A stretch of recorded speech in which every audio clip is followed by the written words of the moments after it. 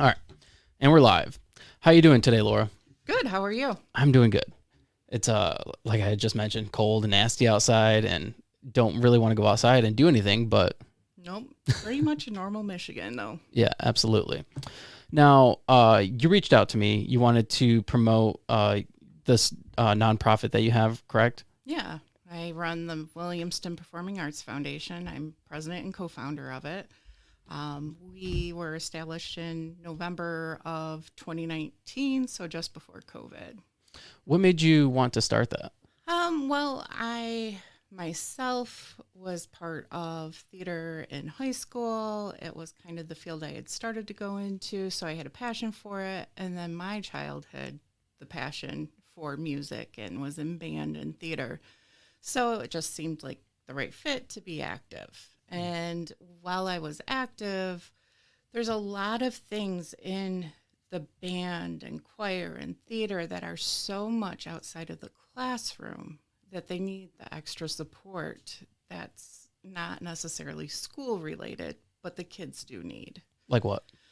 Well, like for the marching band, they're at the games. They need parents to help move equipment. They need snacks when they're out at the field. They need food when they come back. Just recognition, that kind of stuff. Theater, they get a cast dinner, that kind of thing. That's not something the school would provide. And if there isn't a parent organization, sometimes it's on the teacher. So having organizations like this help relieve that cost off of the teacher and help them support them, and also allows the teacher to focus more on the kids and less on the extra stuff. Less on the organizational, like extra things added. Yeah. Now, how do you organize that? Because there's so many different departments. There's so many different, like you said, band. There's choir. There's all these different things. How do you orchestrate that? So on our big board, we do communicate with all the directors and teachers that are involved. So we support the young 5s through 5th grade music in the Williamston Community Schools, and then band, choir in the middle school and high school, the theater program in the high school, and then last year we started a mascot program. They had a mascot, hadn't been out for, I think it was like 3 years. And it just seemed like the right time. Williamston didn't have a mascot? He just hadn't been out. What is their mascot? It's a hornet. Oh, okay.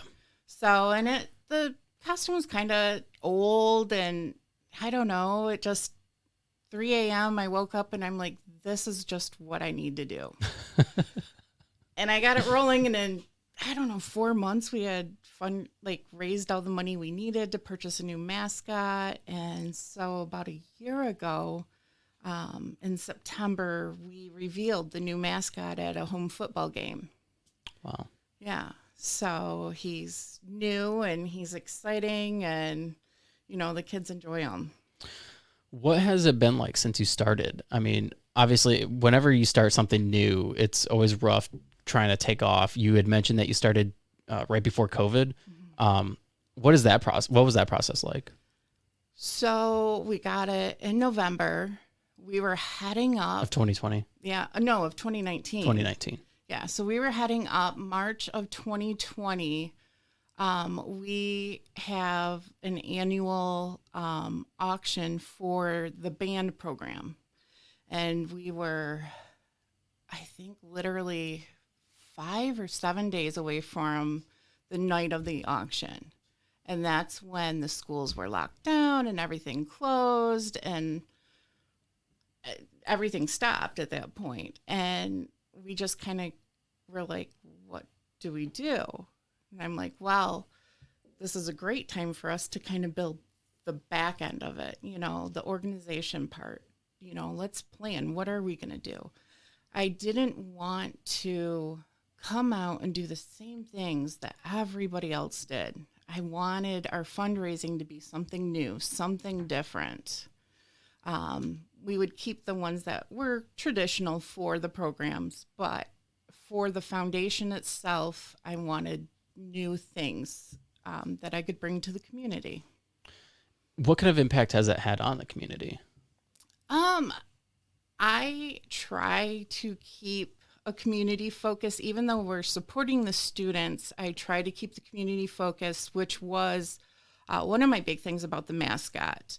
And every time we have like a parade, just seeing the faces on the community and the smiles and the excitement, not just from the little kids, but from the grandparents that just come up and I just have to hug Willie or I just have to have a picture. Like, that's what I want. Right. Just that peace, that time, that moment to just escape from the everyday worries Yeah. that we all face. Yeah, absolutely.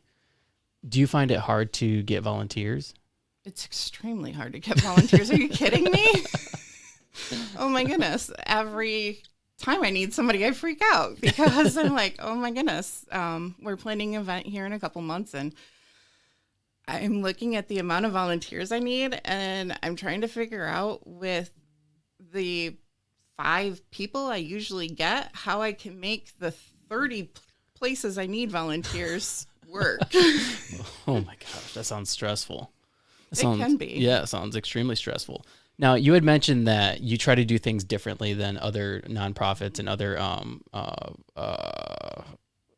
people like fundraisers. Mm-hmm. How do you go about that? What things do you do differently? So, I mean, I just listen a lot to what's out there.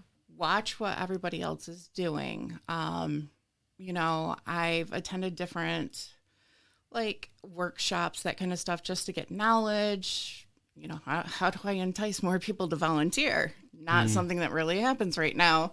But, you know, it's different than when I grew up and all the parents wanted to volunteer. And so Why do you think that is? Why do you think people aren't volunteering?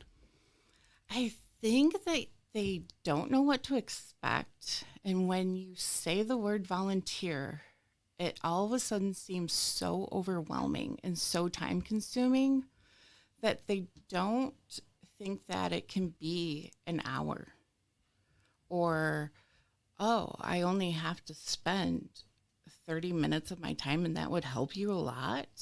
Right. You know, like It's almost like you're giving away like a huge time commitment. yeah, like if I had someone come in 30 minutes to help just set up a table and stuff for a meal and then leave, that saves me so much time because I can go do something else, you know? Right. And, you know, I mean, that 30 minutes, yes, that is valued time. But it's such a small amount of time, but I think it's just so overwhelming with so much that everybody has going on. Yeah. You know? And so they just get overwhelmed and then they're like, no, I can't do it. Yeah, that makes sense. You would think though, if their kids are benefiting from it, they would also want to give back. You would. And a lot of them do give back in different ways. You know, some parents, you know, donate time. Some parents will donate goods. Some parents, you know, will donate in other ways. Have you thought about like maybe some of the other kids that benefit from it, like from the other programs, having them volunteer? Yeah. So we usually will reach out to our NHS coordinator in the high school. And when our English seniors need service hours, and we reach out in our community groups and have signups. So we do reach out. And we do request it. And our last event, we had 3 new volunteers we'd never had, which was amazing. And that was huge for us because that was 3 places we didn't have to try to stretch ourselves, you know. So that was great. And it's nice to see that. And, you know, it's nice meeting the new people and, you know, sharing with them what you do. Right. Absolutely. Now, how many events a year do you guys put on? So it kind of just depends. This year we've done 2 50-50 raffles. Our second one, we picked the winners on the 28th of October. So that one's still currently going on. We did lunch with the mascot to kick off homecoming week. And then in Williamston, every summer they have the Jubilee. Oh, okay, And yeah. so we did a bake sale during the Jubilee. And then in December, we have our Harlem Wizards game coming up. And so that's kind of what we do. And then we help with the band auction. Very cool. So, I had somebody on the podcast this was like 2 years ago though. It was I don't know if I just want to ask you if they're still in business because I don't make it out to Williamston very often. But it was a In Kind Bakery. Are they still in business? So they just closed down, I think this last spring. Oh, But this place called the new place opened up, and they had food in Kind Bakery, and okay. it's amazing food. Oh, So while In Kind closed down the storefront, this new place opened up. okay. So, and it's a lot of That's the a same shame. workers, just different owners. Oh, okay. Yeah, that's a shame. I had the two owners on, Yeah, and and I think they may even, some of their baked goods may even end up. it's still in there. I think so. Yes. Wow, man, that's sad. Right. It's sad knowing that I had somebody on the podcast that their business wasn't. And they a might have just success. downsized. I'm not sure what the story was, Yeah, but it was kind of nice to see that transition in some ways, that they were able to help this other business meet their goals and their dreams too right. at the same time. Yeah, they were incredibly nice people. Yeah. They both came and did the podcast, and like credit to them, it was a rough podcast. Oh no. It was like during the start of when I started. It might have only been like 20 some episodes in at that point, and it was brutal. Oh, it was man. a brutal Those podcast. two women are so amazing. They're extremely nice, Yeah. kind. Very much. And they gave back so much. Yeah, absolutely. Do you find that to be the case with a lot of like local businesses in Williamston?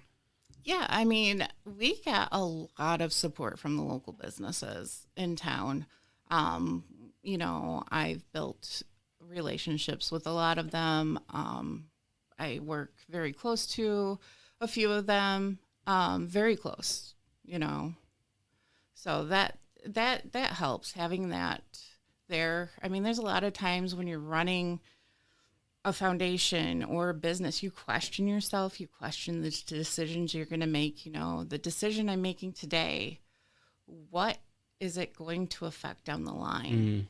How is it going to affect things? Is it going to be a good change? Is it not? Yeah. And I'm one of those that just kind of thinks the 5 paths or more that it's going to take before I make that decision.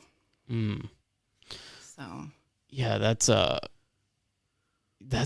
hard. That's so hard as a business owner and somebody who's in charge of an organization, right? Because you're kind of responsible for a lot of things. Oh, yeah. And you're responsible. Like if something does not go right, then people are going to blame you. Exactly. It's like, it's me, it's all on me, at the end of the day, it's me, it's my heart, it's my piece that I'm putting out there. Right. Right. That really is. I do everything I do for the kids in the community, and that's really where my heart is. That's beautiful. That's a beautiful thing. And I think a lot of people need to strive to help their communities in that sort of way. And if you can't like do something like what you're doing, like starting an organization, you should try to get involved with one. Well, and even if you can't do that, I mean, something so simple as like, we have a Facebook event, sharing that Facebook event. Yeah. Encouraging people that to check that out. That takes 30 seconds, but the impact of that is so huge, because then maybe the people that you share it with share it out there, and it's just that snowball effect that then gives the returns back to that foundation or that business. Right. Yeah. And that's huge. It kind of goes back to the volunteering. It's not necessarily the hours and days. And I mean, I give up a lot of my life, or as my husband would say, too much of my life, but it doesn't have to be like that. It can be 5 minutes. It can be 30 seconds to share something. Yeah, absolutely. Now you work at Fox 47. your connections there and your experience working there, does that help play into your role with the organization? I mean, not really. So, I mean, my role there is behind the scenes. You act like that's not a big deal. It really, I don't feel like it is. I'm sorry. I'm sure it is. I mean, if nobody was in my role, yes, it would be a game stopper. I get that. I just don't feel like it's that big of a role. I'm not out there. I'm not, breaking the news. I'm not, that piece. I make sure the commercials play. But the Fox family that we have here in Lansing, everybody that works at the station, it is, I came from the corporate world before I hit Fox. And I'm sitting at my desk the first week I'm there. And it was a rough corporate world experience for me. Where'd you work? I'm not going to say. You can't say. Sorry. What field was it in? Media? No. It wasn't in media. It was a manufacturing company. Oh, okay. Like worldwide. Auto? No. Oh, okay. Anyway, so I'm sitting at my desk and, I'm learning my job. I picked it up pretty quick, which is amazing. And the general manager, Gary Baxter, he sneaks his head in the office and he looks at me and he goes, "We have fun in this office." And I literally looked up and I go, "I don't know what that looks like." And he goes, "You will." And to this day, I mean, next month we'll hit 4 years and I know what fun looks like, and what does it look like? Every day, I mean, we pick on each other. We're family, but like we'll have like Beanie Baby tosses and, we'll, joke about, how the Lions are doing, which is amazing right now. Everybody's drinking the blue Kool-Aid at work,